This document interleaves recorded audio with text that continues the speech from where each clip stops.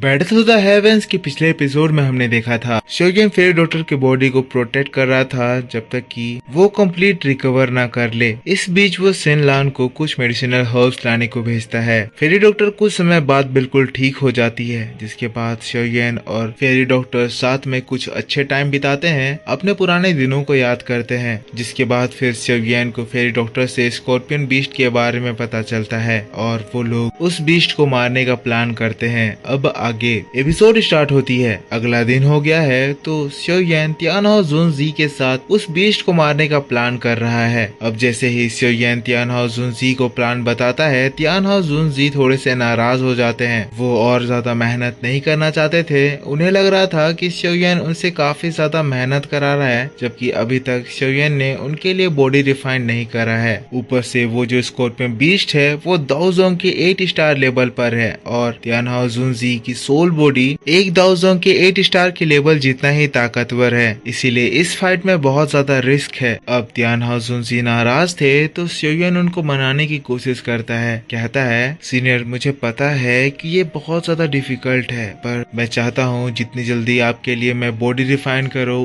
उतनी ज्यादा बेस्ट होगा। सीनियर मैंने आपके लिए बोन ग्रोइंग और मसल ग्रोइंग वाला पिल तैयार कर दिया है, पर अभी भी एक बहुत ज्यादा इम्पोर्टेंट काम बाकी है और लगता है मुझे वो काम पूरा करने में 2 से 3 साल और लग जाएंगे। तियानहाओ जुनजी शोगेन की ये बात को सुनकर गुस्साते हैं। शोगेन से चिढ़ते हुए मारने के लिए आते हैं तो शोगेन उनको रोकता है। कहता है, सीनियर रुक तो जाइए, मेरी बात तो पूरी सुनिए। मैं कहना चाहता हूँ कि मैं आपको उतना समय इंतजार नहीं करवा सकता हूँ, इसीलिए मैंने एक नया तरीका सोचा है। जो तरीका जिससे उस मेडिसिन को बनाने में 2 से 3 साल लगने वाले थे, मैं उसका एक अल्टरनेट मेडिसिन बनाऊंगा। आप जानते हैं आपके लिए वो बॉडी रिफाइन करने के लिए मैंने दिन रात मेहनत करके वो सारे प्रेस्क्रिप्शन पढ़े और फाइनली मैं समझ गया हूँ कि मुझे वो दवाई कैसे बनाना है। एक परफेक्ट प्रेस्क्रिप्शन जिससे मैं यिंग यांग सोल पिल बनाऊंगा। तियानहाओ जुनजी जैसे ही ये बात सुनते हैं वो एकदम खुश हो जाते हैं। उसकी तारीफ करने के लिए उसको गले लगाने के लिए मुड़ते हैं, तभी फिर शोगेन मुड़ जाता है और फिर कहने लगता है, पर इसमें भी एक थोड़ी सी दिक्कत आ गई है सीनियर, आप कहें तो मैं आपको बताना चाहता हूँ। इस यिंग यांग पिल को बनाने के लिए एक छोटा सा मटेरियल का मुझे जरूरत है, एक 7 लेवल का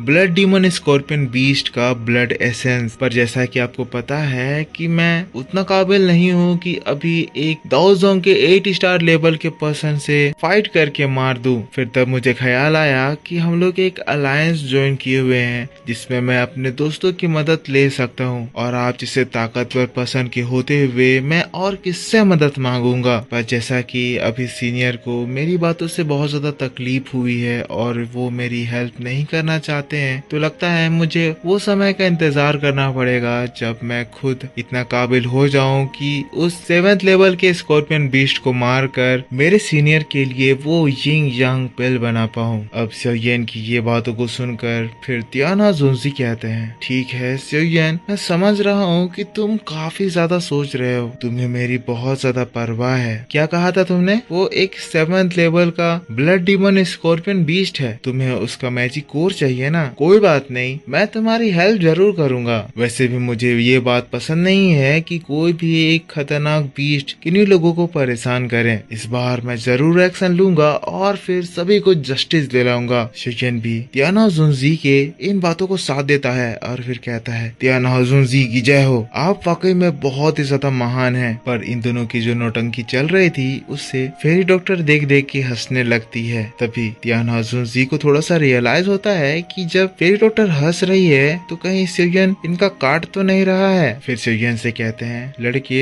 मुझे ऐसा लग रहा है कि तुम मुझे मक्खन लगाकर फंसा रहे हो। शोगेन कहता है, सीनियर आपको लगता है कि मैं आपको मक्खन लगा सकता हूँ? मैं ये बात सच कह रहा हूँ। जो मैं आपके लिए यिंग यांग सोल पिल बनाने वाला हूँ उसमें मुझे उस स्कॉर्पियन बीस्ट का ब्लड एसेंस की जरूरत है। हम लोगों को उस ब्लड एसेंस को निकालने के लिए उस स्कॉर्पियन बीस्ट को हराना ही होगा, जिसके लिए मुझे आपकी मदद की जरूरत पड़ेगी और उसके बाद मैं उसके मैजिक कोर को भी निकालूंगा। इस तरह से एक तीर से 2 निशाना हो जाएगा। पर ये सब कुछ तभी पॉसिबल हो पाएगा जब तियानहाओ जुनजी मेरी हेल्प करने के लिए मान जाएंगे। तियानहाओ जुनजी फिर कहते हैं, लड़के मुझे तेरी बात पसंद आई, ठीक है मैं तुम्हारी मदद करने के लिए तैयार तैयार हूँ। लेकिन तभी वहाँ पर सिन लान घबराते हुए आ जाती है, हड़बड़ाते हुए शोयन के सामने लैंड करती है और फिर कहती है, ब्रदर शोयन, बहुत बड़ी दिक्कत हो गई है। आपने जो मुझको मेडिसिनल हर्ब्स लाने को कहा था, उसको खरीदने के बाद जैसे ही मैं आपके पास वापस लौट रही थी, मैंने देखा कि पिल रीजन में चारों ओर आइस रिवर वैली के लोग फैले हुए हैं। वहाँ पर मैंने सुना कि आइस रिवर वैली ने आपको और फेरी सिस्टर को वांटेड घोषित कर दिया है और आप लोगों को हराने के लिए वो लोग बहुत ही ज्यादा ताकतवर लोगों को भेज दिए हैं। वो जो ताकतवर लोग इस बार आपको मारने के लिए आ रहे हैं वो आइस रिवर वैली के टॉप फाइटर्स हैं। पर शोयन सिन लान की बात को सुनकर खुश हो जाता है, कहता है, अच्छा हुआ, मुझे तो लगा था कि वो लोग नहीं आएंगे। अब मुझे एक और मौका मिल गया है कि मैं उन लोगों से अपना बदला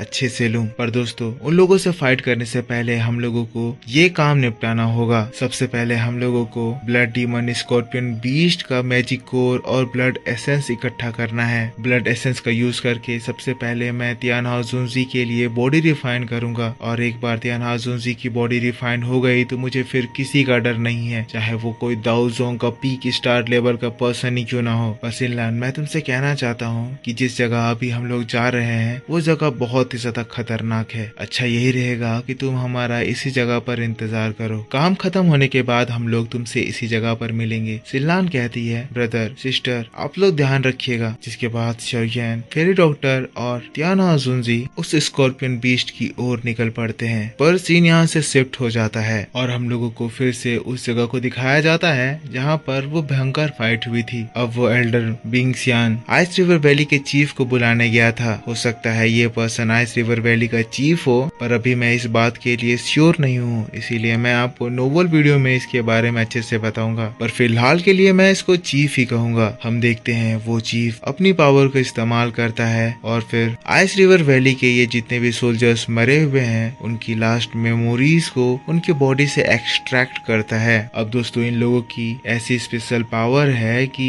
ये लोग लास्ट मेमोरीज में उन लोगों के चेहरे को भी देख सकते हैं। ये चीफ तियानहाओ जुनजी, शोयन और डीमन पपेट और वॉफल पॉइजन लेडी चारों को ही देख लेता है। हाँ, इसकी नजर सिन लान पर भी जाती है। ये कहने लगता है, तो उस वॉफल पॉइजन लेडी के साथ इतने सारे लोग थे, तभी वो लोग हमारे एल्डर्स को मारने में कामयाब रहे। ये सारे लोगों को देखकर ऐसा लग रहा है जैसे ये लोग पिल रीजन से नहीं है। जिसके बाद गुस्सा आता है और फिर उस आइस क्रिस्टल को तोड़ता है। कहता है, आइस रिवर वैली बहुत समय से इस तरह के दुश्मन से नहीं लड़ा है। हमें फिर से एक बार मौका मिला है कि पिल रीजन के सामने हम साबित करें कि आइस रिवर वैली क्या है और ये अपने दुश्मनों का क्या अंजाम करता है। ये चीफ ये सारी बातें कहते हुए डेविल की तरह जोर जोर से हंसने लगता है। पर सीन यहाँ से शिफ्ट होकर हम लोगों को शोयन के साइड में दिखाया जाता है। जैसा कि फेरी डॉक्टर ने कहा था, ये लोग फॉलन गॉड स्ट्रीम के अब और भी ज्यादा अंदर एरिया में आ गए हैं। यहाँ पर पॉइजन का अमाउंट बहुत ही ज्यादा बढ़ चुका है। फेरी डॉक्टर शोयन को सीधा उस स्कॉर्पियन बीस्ट के फैक्शन पे ले आई है। शोयन बड़े स्टाइल में उस स्कॉर्पियन बीस्ट के स्टोन मैंसन को देख रहा है। शोयन ऑब्जर्व कर रहा है कि यहाँ पर किस तरह की ताकतें मौजूद हैं। जिसके बाद वो लोग वहाँ से आगे बढ़ जाते हैं। अब थोड़ी दूर चलते ही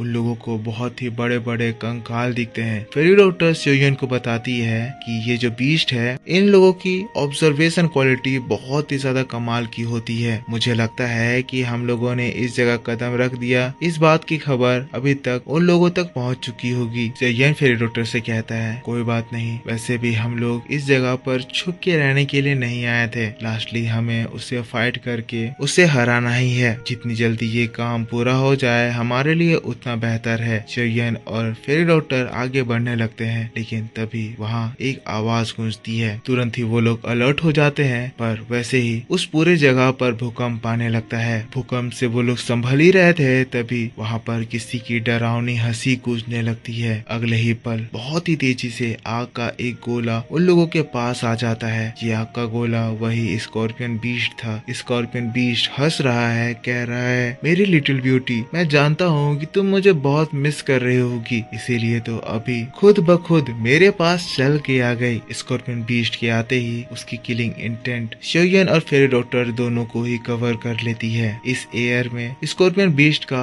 बहुत ही डेंस पॉइजन मिला हुआ है। अगर शोयन एक आम इंसान होता तो अभी तक वो इस पॉइजन से मर चुका चुका होता, पर शोयन के बॉडी में जो वो स्ट्रेंज फ्लेम है वो शोयन के हर्ट को इन तरह के पॉइजन से बहुत ही इजीली प्रोटेक्ट कर सकती है। यहाँ पर शोयन और फेरी डॉक्टर स्कॉर्पियन बीस्ट से फाइट करने के लिए रेडी हो जाते हैं और फिर हम लोगों को उस स्कॉर्पियन बीस्ट को दिखाया जाता है जो कि अपने बहुत ही बड़े जहरीले डंक को दिखाते हुए एक खतरनाक विलन की तरह इन लोगों को देख रहा होता है। और दोस्तों बस इसी बात के साथ बैटल ऑफ द हेवंस का ये वीडियो इसी जगह खत्म हो जाता है। हाँ तो दोस्तों आप मेरे को बताओ कि आपको ये वीडियो कैसा लगा। अगर वीडियो पसंद आया है तो इसके ऊपर एक लाइक कर देना। वैसे अगर आप लोग वीडियो पे सपोर्ट दिखाओगे, लाइक करोगे, कमेंट करोगे और पीछे के वीडियोस को भी